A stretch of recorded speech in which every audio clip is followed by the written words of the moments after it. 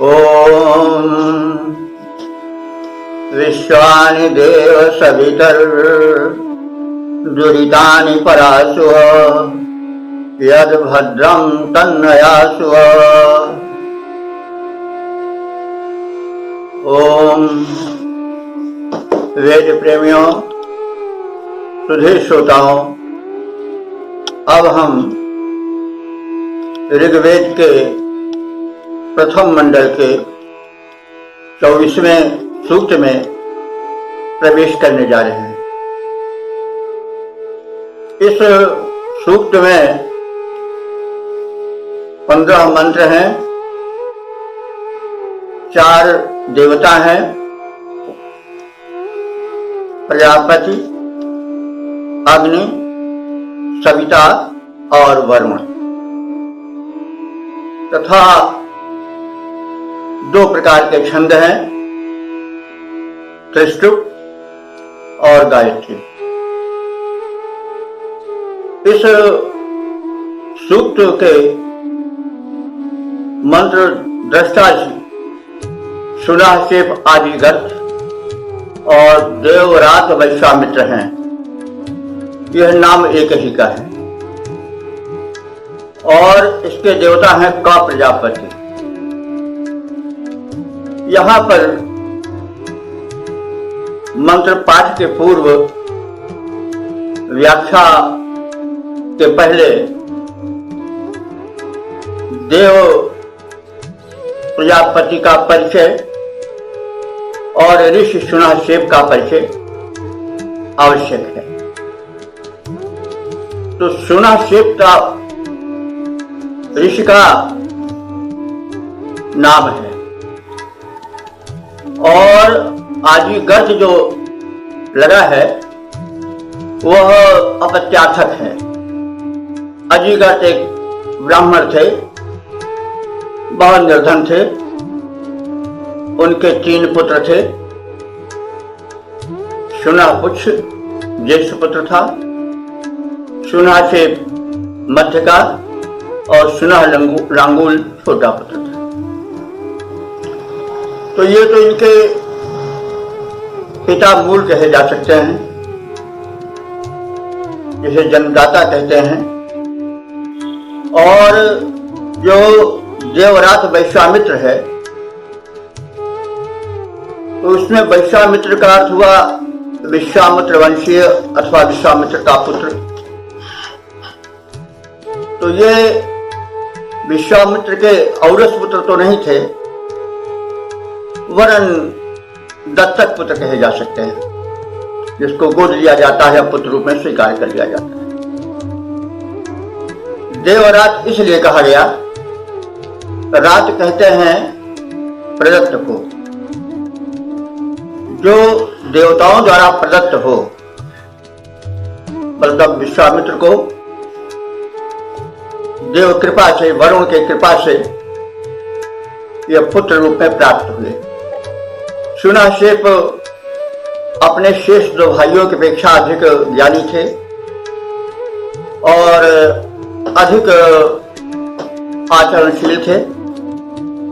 इनमें ऋषित्व जागृत था। 4 वेदों में इनका ऋषित्व प्राप्त है। इनके द्वारा मंत्र देखे गए हैं, मंत्र दृष्टा थे।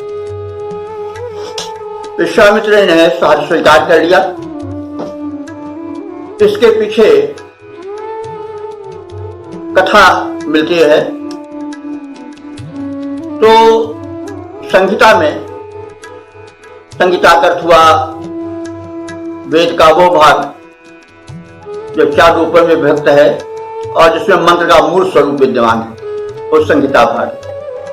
तो संहिता भाग में तो सुनाहसेप का परिचय बस जितना कहा गया उतना है, यानी उन्हें जो है वो सुनाहसेप आदिगर्त और देवरात वैश्वामित्र ही कहा गया है।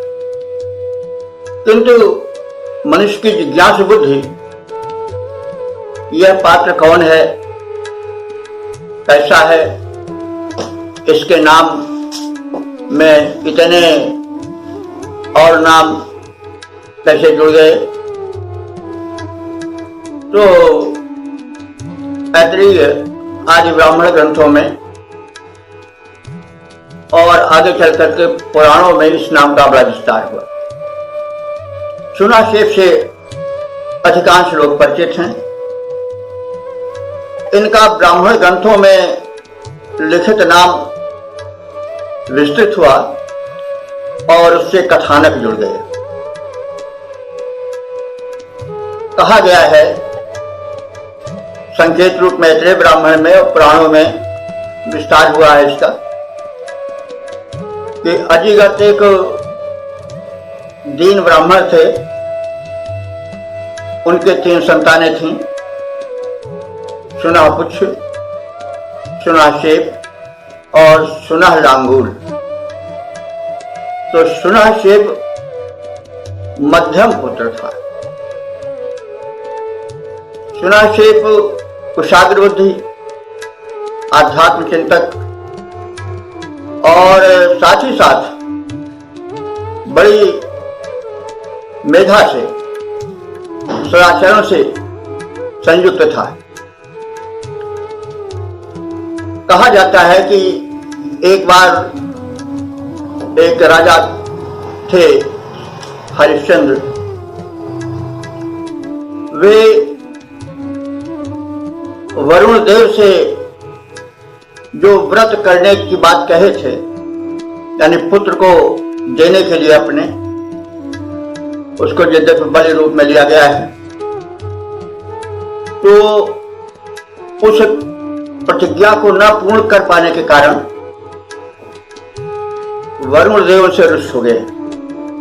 क्योंकि वरुण देव जो है वो जो विधान है सृष्टि का, उसका पालन करवाते हैं और जो पालन नहीं करते उनको दंड देते हैं विविध रूप में, रोग आदि के रूप में। तो उन्हें संभवतः असाध्य रोग हो गया, कुष्ठ हो गया और उन्हें यह बताया गया कि आप बलि जब तक नहीं दोगे तब तक यह रोग ठीक नहीं होगा। तो अब नरबलि का उपक्रम प्रारंभ हुआ। दीन अजिगर्त ब्राह्मण के पास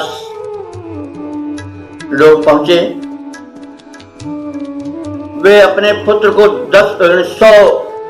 100 गायों के बदले देने को तैयार हो गए। तो सुनाशेप ने आगे बढ़कर कहा, पिताजी आपको पहला पुत्र सुनापुच्छ अधिक प्रिय है, माता जी को जो अंतिम पुत्र है सुनाहलांगूल प्रिय है। मैं ही चला जाता हूं, आप इच्छाएं पूरी। तो सुनाशेप यज्ञस्थल पर लाया गया और यूप में यानी यज्ञ स्तंभ में बांध दिया गया 3 जगह से। फिर उसके वध का जब समय आया तो उसने देखा कि हमारा रक्षक कोई नहीं है। तब उसने प्रार्थना की तमाम देवों से, अग्नि से, प्रजापति से, सविता देवता से, अंत में वरुण देवता से प्रार्थना की। तो वरुण देव ही पाश बांधे थे, क्योंकि वो पाश द्वारा, बंधन द्वारा बांधकर दंड देते हैं अपराधी को। तो जो बांधे से छोड़े, जिसने बांधा वही छोड़ने का भी अधिकारी हो पाता है। तो वरुण देव ने सुनाशेप के आचरण को देख करके, बुद्धिमत्ता को देख करके प्रसन्न होकर के उसे पाश मुक्त कर दिया और उसके पश्चात विश्वामित्र ने उन्हें गोद ले लिया, समझ लीजिए दत्तक पुत्र रूप में स्वीकार कर लिया। और उनमें मेधा थी, क्रांतदर्शी ऋषि थे और वे मंत्रद्रष्टा ऋषि बन गए। चारों वेदों में उनका ऋषित्व है। तो यह बात तो संहिताओं में नहीं है, लेकिन इस वृत्तांत से वेद की मूल भावना आहत होती है। वेद में अभी तक हमने देखा है कि कोई ऐसा सूक्त नहीं है जहां अध्वर शब्द का प्रयोग ना हुआ। अध्वर का अर्थ होता है कि हिंसा रहित यज्ञ कर्म। तो जहां पर कि एक प्रतिभाशाली फिर ब्राह्मण बांधा जाए युग से, वधस्तंभ से वध के लिए, तो यह बात कुछ गले नहीं उतरती है, समझ में नहीं आती। इसलिए वेद की मूल भावना से जोड़कर अर्थ करना सार्थक होगा, उपयुक्त और उपयोगी होगा। क्योंकि वेद एक काव्य भी है। पश्य देवस्य काव्यम यौनममाल जीरज, ऋग्वेद के विषय में कहा गया है कि देव काव्य है जो कभी पुराना नहीं होता है, कभी नष्ट नहीं होता है। तो काव्य में रूपक भी होता है। बात रूपक के माध्यम से कही जाती है, आप सब परिचित हैं इससे। काहे रे नलनी तुक मिलानी, तेरे हिनाल सरोवर पानी, जल में उत्पत जल में वास, जल में ललनी तोड़ने निवास, नातल तपत ऊपर आग, तोड़ हेत कहु कासन इलाज। तो नलिनी आत्मा के लिए कहा गया है, लेकिन आत्मा का नाम नहीं लिया गया। काहे नलिनी तुक मिलानी, तेरे हिनाल सरोवर पानी। तो सरोवर का जल तुम्हारे ही चारों ओर है, फिर तुम क्यों कुम्हलाई हुई हो? तुम्हारा आद्यंत और मध्य कहीं ताप युक्त भी नहीं है, तुम तो परमात्मा के स्वरूप हो, फिर क्यों तुम चिंतातुर हो? क्यों तुम्हें चिंताएं गए हैं? तो अंत में कहा कबीर ये उदित समानते नहीं मुझे हमारी जान। तो उन्होंने कहा कि तुम्हें जल की तरह ग्रहण करना होगा। जल निर्मल होता है। जब तुम अपने निर्मलता को भूल जाओगे, अपने पवित्रता को, अपने स्वरूप को भूल जाओगे, तो फिर काम बिगड़ जाएगा। तो कहने के मतलब यहाँ पर आत्मा का नाम नहीं दिया गया, लेकिन अंत में वो रूपक माध्यम से आत्मा ही का अर्थ आया। नलिनी आदि कमली के हृदय पर आत्म स्वरूप आया। तो उसी प्रकार से यह एक रूपक रूप में देखा जाए तो ज्यादा अच्छा होगा। जो सुना शेप है वो एक जागरूक आत्मा है।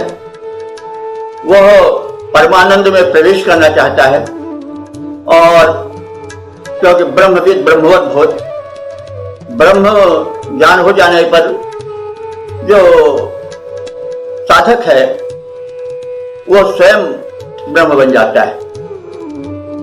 तो चरम आनंद की प्राप्ति ब्रह्मत्व है, और वही जीव का परम लक्ष्य है। तो एक साधक जीव जिसमें कि ब्रह्म साधना परमानंद प्राप्ति की अभिलाषा जग गई है, वह प्रयत्नशील होता है और प्रजापति की जो आदि देव है उनकी प्रार्थना करता है, फिर सविता देव की करता है, अग्नि देव की करता है, अंतिम वरुण देव की करता है, जो कि पास से बांध करके जीव को दंड देते हैं। तो ये पाश क्या है? वरुण का पाश है बंधन। बंधन वो है जो बांध करके किसी को दंड दिया जाता है, प्राय दंड दिया जाता है, तो बांध दिया जाता है पहले, तब दंड मिलता है। तो तीन पाश कौन है? वो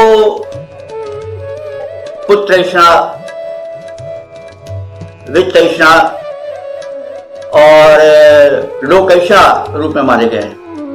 ये तीन बंधन है जिसमें जीव बंधा रहता है। वो पुत्र के लिए परेशान रहता है, और वह जो पुत्र द्वारा भी परेशान हो सकता है वो बात अलग है।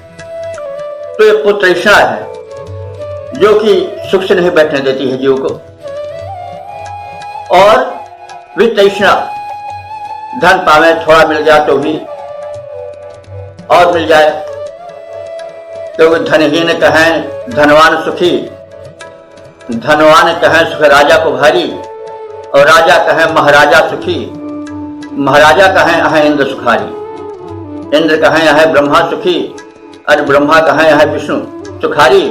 तब सोच विचार कहे तुलसी, रघुवीर बिना सब लोक दुखारी।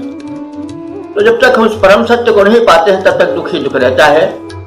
तो ये वित्तैषणा है, वित्त की चाह है, धन की चाह है, जो कभी बुझ नहीं पाती। एक होती है लोकैषणा, ये बड़ी सूक्ष्म होती है।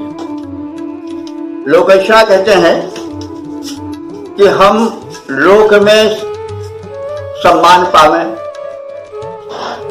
हमारा नाम चारों ओर हो, तो इसके पीछे भी लोग कष्ट उठाते रहते हैं। और कभी कभी यह होता है कि नाम की चाह में गलत काम जाल फरेब भी हो जाते हैं। चाह भोर देखा जाता है, लोग चाहते हैं कि हम दूसरों को दबा करके अपने आगे आ जाए और तरह तरह से पुरस्कार आदि के रूप में नाम प्राप्त कर लें, श्रम न करना पड़े या कम करना पड़े, अधिक मिल जाए आदि आदि। तो यह भी एक ऐषणा है, लोक ऐषणा, और यह बुद्धि को बंधन में डाल देती है। तो ये तीन पाश हैं जो कहे जाते हैं, पुत्रैषणा, वित्तैषणा और लोकैषणा। इनसे लोग बंधे रहते हैं। यह तब छूटता है जब भगवत कृपा होती है। तुलसीदास जी ने भी कहा है कि तुलसीदास यह मोह श्रृंखला जो बांधे सो छोड़े। यह जो मोह की श्रृंखला है, अज्ञान की श्रृंखला है, बंधन है, इसको वही छुड़ा सकता है जो बांधता है, यानी परमात्मा ही बांधता है। तो उसकी ही कृपा से यह छूट भी सकता है। तो यह तीन बंधन हुए। तीन बंधन हम चाहें सत्व रज तम, जो तीन गुण है, गुण का रस्सी भी होता है, इन तीनों से भी जीव बधा रहता है। वैसे तो आप सब जानते ही है कि जीव कुछ नहीं, वो भी परमात्मा का ही एक रूप है। माया से ग्रस्त हो जाने के कारण परमात्मा ही जीवात्मा रूप में माना जाता है। तो ये सत्व रज तम तीन गुण है, इनको भी पाश माना जा सकता है। तो इस प्रकार से चाहे हम तो जो है तीन ताप, दैहिक दैविक भौतिक, इन्हें भी पाश मान सकते हैं। तो इन पाशों में जो है वह जीव जकड़ा रहता है और प्रतिक्षण दुख पाता रहता है, कभी किसी प्रकार का दुख, कभी किसी प्रकार का दुख। तो इन पाशों में जकड़ा हुआ जीव कभी सुखानुभव कर ही नहीं पाता है। लेकिन जो अध्यात्म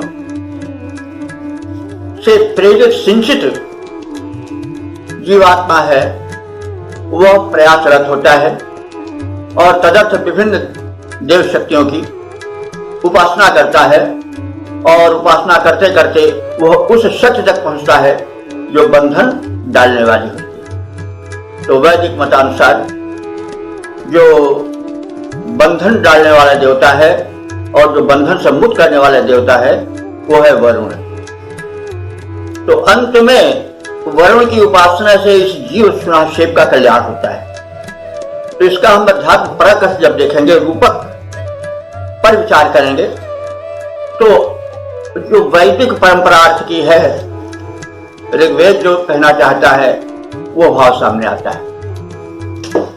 तो यहां पर हम यह देखें कि ये शुनाक्षेप जो है, इसने पाश मुक्ति के लिए क्या किया? इसने प्रथम किसकी उपासना की? तो जो उपास्य देव है यहां पर वो है कौ प्रजापति। अब हम जान लें कि का प्रजापति कौन है। का एक अक्षरी शब्द है जिसका अर्थ होता है आनंद, और प्रजापति आदि देवता है। तो प्रजापति जो है वो हिरण्यगर्भ भी माना गया है वेदों में। हिरण्यगर्भ आदि है। हिरण्यगर्भा पर्वतराग्रे देवस्य जाता, वह सर्वप्रथम उत्पन्न हुआ है। हिरण्यगर्भा पर्वतराग्रे, तो सबसे पहले हिरण्यगर्भी जो है वह सृष्टि के विकास के प्रयोजन से परम शक्ति द्वारा अवतरित किया गया, और उसे क स्वरूप कहा गया है। और आनंद वितरक कहा गया है। प्रजापति आदि देव तो है ही है, सृष्टि निर्माता भी है। हिरण्यगर्भ रूप में भी वह देखा गया है। विश्व जाता पतले के आशीष, वह प्रथम विश्व को पैदा करने वाला, संसार के अर्चना करने वाला, उसका संरक्षक हुआ। तो यह प्रजापति जो है बाद में पुराणों में ब्रह्मा से जुड़ गया है। प्रजापति ब्रह्मा, आप सब जानते होंगे कि ब्रह्मा वेदों में कोई अलग देवता ऋग्वेद में नहीं देखा गया है। ब्रह्मा एक पुरोहित है। यज्ञ कर्म में 4 पुरोहित माने जाते हैं जो यज्ञ कर्म को पूरा करते थे। उनमें होता और अध्वर्य, फिर उद्गाता, और चौथे नंबर पर ब्रह्मा नाम का पुरोधा आता था। ब्रह्मा यज्ञ का संचालक होता था, निरीक्षक होता था। का बड़ा महत्व है। आज भी यज्ञ होता है तो ब्रह्मा नाम दिया जाता है। तो ब्रह्मा यज्ञ कार्य के संपादन के लिए पुरोहित रूप में वेदों में देखा गया है। बाद में उसे चतुर्मुख ब्रह्मा कह दिया गया। चारों वेद उस चारों मुख से ब्रह्मा ने उच्चरित किए।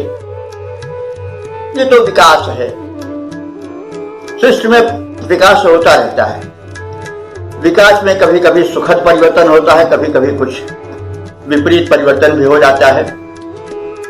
इसलिए उस परिवर्तन को देख करके चौंकने की जरूरत नहीं, उस पर विचार करने की आवश्यकता है, उसमें झांक कर सत्य देखने की आवश्यकता है। तो परिवर्तन संसार का नियम है, परिवर्तन होता रहेगा। और ये जान लें कि ऋग्वेद की विचारधारा से ही संसार के सारे धर्म निकले हैं, उससे अलग नहीं है। लेकिन परिवर्तन इतना हुआ कि कभी कभी तो उसके लिए रक्त बहा। एक ही तत्व को भिन्न भिन्न रूपों में, भिन्न भिन्न नामों में जान करके लोग तलवार खींच लिए। तो यह अज्ञानता है। विवेकशील को चाहिए कि वह मूल में जाए, और मूल क्या है? वेद। वेदों में ऋग्वेद और मूल में है। तो ऋग्वेद आदि वेदों का अध्ययन इसलिए भी परम आवश्यक है कि हम इसके अध्ययन के बिना जो संसार में विषमता फैली हुई है उसके मूल को नहीं समझ सकते। आज तमाम युद्धों का कारण, और पहले भी होता आया है, युद्धों का कारण से ही विषमता है। विचारों में मतभेद रहा है। एक ही शख्स के भिन्न रूप को लोग अपना रूप मान करके, अपना धर्म मान करके तलवार खींच लिए। संघर्ष हुआ, विप्लव हुआ, रक्तपात हुआ, जो कि अज्ञानता का कारण है। तो इस अज्ञानता को मिटाने के लिए आवश्यक है कि हम वेद के तह तक जाएं, उसके सिद्धांतों से परिचित हों, और जो आलंकारिक या रूपक रूप में बातें कही गई हैं उनको शुद्ध रूप में, सत्य रूप में, वास्तविक रूप में, अभिधात्मक रूप में देखें। तब ज्ञान का शुद्ध रूप देख मिलेगा। साथ ही साथ जो विषमता है वो दूर होगी और विषमता के कारण जो संघर्ष है, मतभेद और रक्तपात है, वो भी दूर। तो अब हम संक्षिप्त ऋषि परिचय और प्रजापति जो इस मंत्र के देवता हैं उनके परिचय के उपरांत इसका शीर्षक जान लें कि प्रजापति से परमानंद प्राप्ति की प्रार्थना। प्रजापति का रूप का है, आनंद है। तो आनंद, परमानंद प्राप्ति के लिए जो उनसे प्रार्थना की जा रही है वही मुख्य रूप से इस मंत्र का विषय है। तो अब हम मंत्र को पहले जाने। कस्य नूनम कतमस्याव्रतानां मनामहे चारु देवस्य नाम को नो मह्या अदिते पुनर्दाथ पितरम वा सुषेपम वा दुषेयम मातरम वा दृशेयम मातरम। तो अब शब्दार्थ होगा कि अमृता नाम कस्य कतमस्य नूनम देवस्य। हम अमृता नाम माने देवताओं के मध्य में,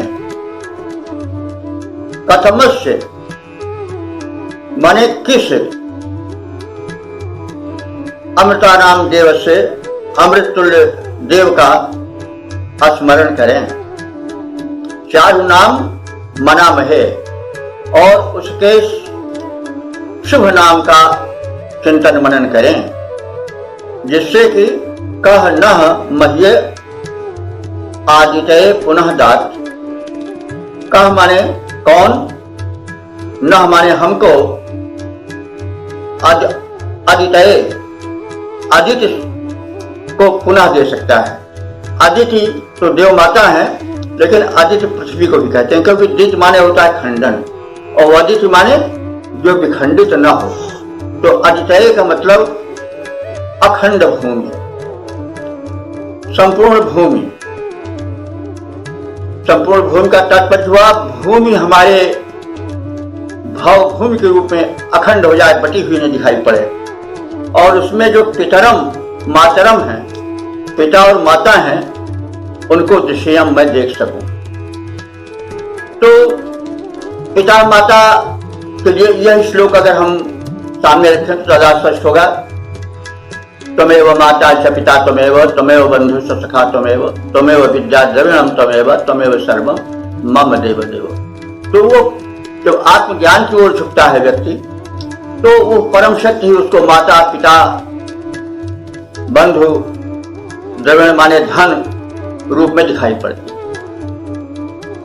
तो साधक यह कह रहा है कि हम माता पिता और धन के रूप में व्याप्त उस अखंड भाव भूमि को, अदिति को, दिति माने होता खंडित और अदिति माने जो खंडित ना हो, अखंड, अखंड भाव भूमि को, पृथ्वी को हम कब प्राप्त करें।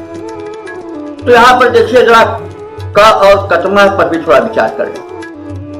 क का अर्थ होता है कौन। तो कौन ऐसा देव है जो कि कतमह का माने आनंद और तमह माने परमानंद। तम लगा दिया जाता है तो सुपरलेटिव डिग्री बन जाती है। जैसे उत्तम, श्रेष्ठतम, महत्तम, बृहत्तम आदि शब्द है। तो कतमस माने तो जो उत्तम आनंद है, परमानंद इसे भी हम मान सकते हैं। और कतम माने कह माने आनंद भी होता है और कह माने वो कौन है, कह गच्छति कौन जाता है, इस तरह से। तो हम उस आनंद रूप परमात्मा को जान सकें और उस ज्ञान के साथ साथ हम उस भावभूमि को प्राप्त कर सकें जिसमें कि हमें उस माता पिता और रूप में व्याप्त परब्रह्म के दर्शन हो सके, अथवा वो कौन सा देव है प्रश्न रूप में भी अर्थ चल सकता है कि वह कतम मान्या हो जाएगा, कौन सा कतमा देवा, वो कौन सा देव है जो कि देवेषु उत्तमः, देवों में उत्तम है और जो प्रसन्न होकर के हमें हमारा अभीष्ट दे सकता है, जिसके नाम का हम चिंतन मनन करके कल्याण पा सकते हैं और माता पिता रूप में व्याप्त उस परमेश्वर को पा सकते हैं, अथवा जिन माता पिता से हम बिछुड़े हैं वो परमात्मा भी है, चाहे तो सामान्य लोग भी ले सकते हैं क्योंकि हमारे यहाँ माता पिता भी देवता माने गए हैं, मातृदेवो भव पितृदेवो भव। तो कब हम देवतुल्य माता पिता से मिल सकेंगे अथवा कब उस परम पिता माता जो परमात्मा रूप में उससे मिल सकेंगे, तो इसलिए हम किस आनंद स्वरूप देवता की प्रार्थना करें। अब अगर इसको हम सुनह शिव की तरफ से देखें जो अपने लिए प्रार्थना कर रहा है, तो वो कह रहा है कि वो कौन सा प्रथम देव है, आदिदेव है जो प्रजापति है और आनंद स्वरूप है, उसके नाम का हम चिंतन मनन करें और जिसके फलस्वरूप हम आनंद की भूमि पर उतर करके और बंधनों से मुक्ति पा सकें। तो इस रूप में हम इसके अर्थ देख सकते हैं। इसका हम छंदोबद्ध रूप देखें। देव है सबसे कौन प्रधान, ये जिज्ञासा है। देव है सबसे कौन प्रधान, करूं किस देव प्रवर का ध्यान। अखंडित सुख जो करे प्रदान, अखंडित सुख जो करे प्रदान। बनाएगा फिर मानव कौन, कौन धरती पर लाएगा। जनक जननी स्वरूप प्रभु से कौन संयोग रचाएगा। नाम शुभ किसका परम प्रधान। देव है सबसे कौन महान, करूं किस देव प्रवर का ध्यान। तो इस प्रकार से सुनाशेप ने यह जिज्ञासा प्रकट की कि हम परमानंद की भावभूमि को पाने के लिए किस देव प्रवर का ध्यान करें। पहले तो कस्मै देवाय हविषा विधेम, वही भाव है। पहले हम किस देव को हवे प्रकट करें। हिरण्यगर्भ सूक्त हिरण्यगर्भा समर्थ आगे भूत से जाता पति लेके आसी साधाधार जाम तेमाम सर्वम कस्मै देवाय हविषा विधेम। तो हम उस आनंद स्वरूप ब्रह्म को अथवा किस ब्रह्म की या किस देव की प्रथम आराधना करें। तो अब इसको हम चाहें तो उस प्रसंग से जोड़ करके जो बंधन में उसे डाले था चुनाशेप को, उस बंधन से मुक्त के लिए हम सबसे पहले किस देवता का ध्यान करें, यह प्रश्न रूप में भी देखा जा सकता है। तो इस प्रकार से हम इस भूमिका रूप प्रथम मंत्र का दर्शन किए, उसका संक्षिप्त भावार्थ और छंदोबद्ध रूप जाने।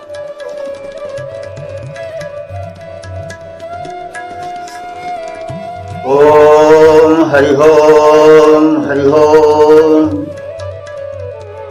वेद प्रेमियों सुधी श्रोताओं, अब हम ऋग्वेद के प्रथम मंडल के 24वें सूक्त के दूसरे मंत्र की व्याख्या में प्रवेश करेंगे। यह मंत्र त्रिशुभ छंद में निबद्ध है। त्रिशुभ छंद में 44 वर्ण होते हैं और इस मंत्र के दृष्टा ऋषि हैं सुनाशेप, आदिगत, देवरात, वैश्वामित्र। देवता अग्नि है।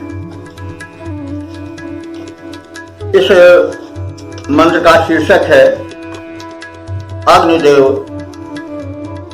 हमें छुटकारा दिला सकेंगे त्रैतापों से। अब हम मंत्र की ओर अग्रसर होते हैं।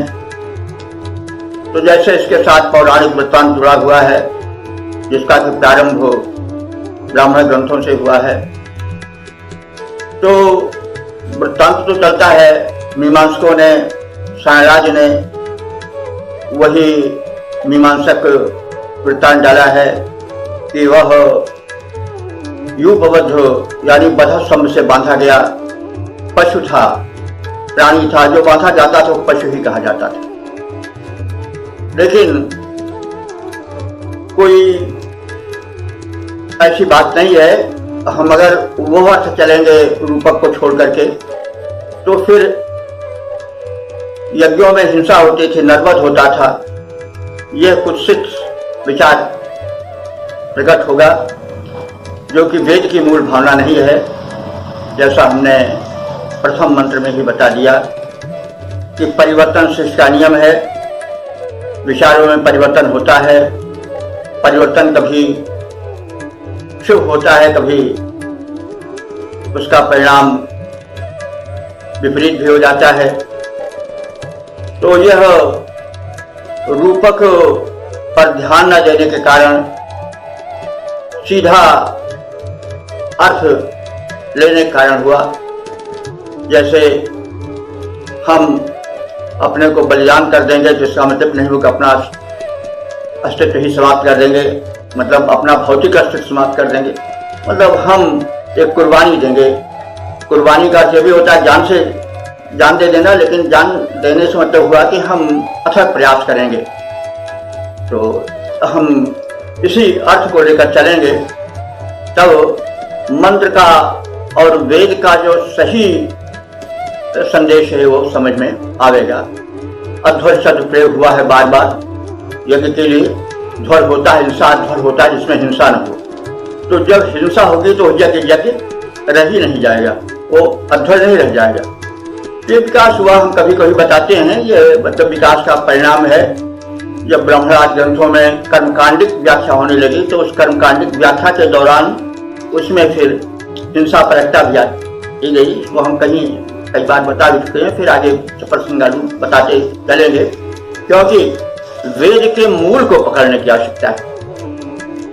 वेद निरर्थक किसी की हिंसा, अपने स्वार्थ के लिए हिंसा करने का कभी संकेत नहीं करता है। हाँ, बद्ध युद्ध उसमें मना नहीं किया गया है, रक्तपात भी मना नहीं किया गया है, लेकिन वो स्वार्थ के लिए नहीं। हम अपने किसी प्रयोजन सिद्ध करने के लिए किसी की जान लेने के नहीं। हम लोक हित में युद्ध करें, लोक हित में संघर्ष करें, लोक हित में रक्तपात करें, तो वो पाप नहीं है। सैनिक जो है मारता है जितने दुश्मनों को, उतना ही उसको ऊंचा स्थान मिलता है, वो स्वर्गामी माना जाता है। तो हिंसा जब अपने हित के लिए की जाती है, स्वार्थ में बंद कर की जाती है, तो फिर वो हिंसा जो है कुत्सित होती है। वेद इसकी कभी जो है स्वीकृति नहीं देता है। अब बात यह स्पष्ट हो गई होगी मेरे विचार से। अब इसमें कहीं कोई गुंजाइश नहीं है कि वेदों में नरवध होती थी, वो रूपक था। अच्छा, अब हम मूल मंत्र की तरफ आते हैं कि भावना को स्पर्श करते हैं और यह जानने की चेष्टा करते हैं कि जो एक प्रश्न रूप में पहले बात उठाई गई कि हम किस उस दिव्य देव का, आनंद स्वरूप देव का चिंतन मनन करें जिससे कि हमें हमारे माता पिता के दर्शन हो। अगर हम चुनाक्षेप की तरफ से कहें तो कह सकते हैं, यदि हम एक साधक चुनाक्षेप की तरफ से कहें तो कह सकते हैं कब हम संसार के माता पिता के रूप में जो वर्तमान परम पिता परमेश्वर है उसके हम कैसे दर्शन कर सकेंगे। तो इसके उत्तर रूप में यह मंत्र है जिसमें कहा गया है प्रथम अग्नि की उपासना हो, क्योंकि इसके देवता अग्नि हैं। तो प्रथम, क्योंकि अग्नि आज देवता है, होमग्निमीरे पुरोहिते में जैसे जो मृत्युजम होतारम धात्मम, पहले ही ऋग्वेद में कहा गया है। और ऋग्वेद के जितने मंडल हैं लगभग सभी का प्रारंभ जो है अग्नि से हुआ है। तो अग्नि को प्रथम देवता माना गया है। इसकी बड़ी व्याख्या पीछे के मंत्रों में हो चुकी है, वे ही संसार के संचालक हैं। तो ये बातें व्यापक रूप से बताई जा चुकी हैं। तो अब पहले जो ये है सुनाक्षेप, वो अग्नि देव की उपासना करता है। मंत्र इस प्रकार से है, अग्निर्वयम् प्रथमस्यामृतानां मनामहे चारुदेवस्य नाम सनो मह्यादिते पुनर्दाद पितरम चदृशे मातरम च। यह त्रिशुभ छंद में है निबद्ध मंत्र। तो इसका अर्थ है कि वयम अमृता नाम प्रथम से अग्नेय देव से चारु नाम मनामहे। वयम अमृता नाम माने हम अमर देवों में, अमृत प्राप्त देवों में प्रथम से प्रथम देव, अग्नेय माने अग्नि के, देव से देवता के, चारु नाम मनामहे सुंदर नाम का मनन चिंतन करते हैं। क्योंकि अग्नि देव हैं। हम पहले अपने प्रयोजन प्राप्ति के लिए, अपने परमपिता परमात्मा के दर्शन के लिए अथवा माता पिता के दर्शन के लिए और अखंड भूमि के स्वरूप के दर्शन के लिए, आध्यात्मिक स्वरूप के दर्शन के लिए मैं पहले अग्निदेव का स्मरण करता हूं। वे देवों में प्रथम हैं और उनका ही चारु नाम माने सुंदर नाम मनामहे हम चिंतन मनन में लाते हैं। तो सह न मह्ये अदितये पुनः अदात, वो मुझे, मह्ये माने मुझे,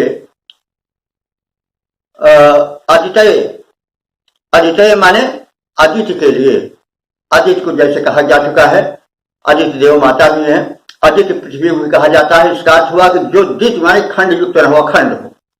तो हम कब उस अखंड भाव भूमि पर उतरेंगे? तो यहाँ पर भूमि से हम चाहें तो उस रूप में ले सकते हैं कि हम कब अखंड भाव भूमि पर उतरेंगे, जिसमें कि हमारी भावना बटी हुई ना हो, हमारी भावना एकाग्र हो और उस चिंतन मनन करने वाले देव में लगी हुई है।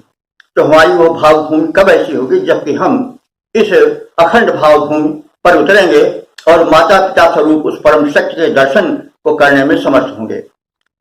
तो जिससे कि हम अपने जीवन को सफल कर सकें और परमानंद प्राप्त कर सकें। तो इसका हम एक साधारण सामान्य से इस प्रकार से देख सकते हैं।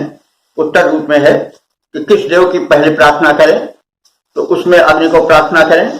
तो उसमें है कहा हम देव में सबसे प्रथम अग्नि देव के नाम का चिंतन मनन करें और वो हमें उस अदिति को, अखंड अमरता को अथवा मानव बनाकर पृथ्वी को एक समझने की बुद्धि को, भावभूमि को प्रदान करेगा, जिससे मैं अपने माता पिता को देख सकूंगा। भौतिक माता पिता जो हो सकते हैं वो भी देव हैं, अथवा परम पिता परमात्मा उनको भी देख सकेंगे। और इस प्रकार से अपने जो बंधन हैं, ये दैहिक दैविक भौतिक या जो पुत्रेषणा पितृष्णा लोकेषणा के रूप में बताए गए हैं, या त्रैताप के रूप में जो बंधन जिसमें बधा हुआ संसार बताए गए, उनसे कब हम मुक्ति पा सकेंगे, आदि आदि बातें इसमें समझनी आवश्यक है। क्योंकि वेद में जो है वो बातें समाज शैली में कही गई हैं और व्याख्या के लिए आवश्यक है कि व्यास शैली का प्रयोग किया जाए। लेकिन व्यास शैली उस मंत्र के चारों ओर ही रहे, बहुत दूर न जाए, इसका ध्यान रखना चाहिए। क्योंकि व्यास शैली होते होते जैसे व्यास हुए, जब आप व्यासराज भी हैं, उन्होंने कहाँ की बात कहाँ पहुंचा दी, तो वो व्यास शैली का दोष भी हो जाता है। इसलिए व्यास शैली जो है समाज शैली को विस्तृत करे, लेकिन इतना विस्तृत न करे कि अर्थ से बहुत दूर जाकर के अनर्थ की ओर झुक जाए, जैसा अभी हम इन सब उपाख्यानों से इस बात को समझ सकते हैं।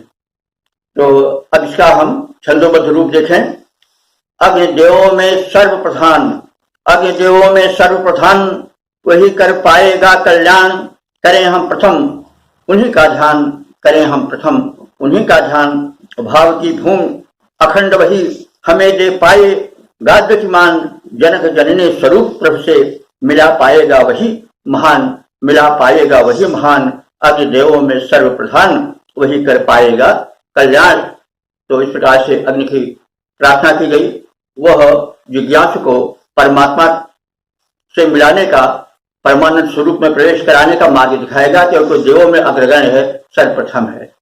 तो इस प्रकार से हमने इस मंत्र की व्याख्या छंदोबद्ध रूप में देखी।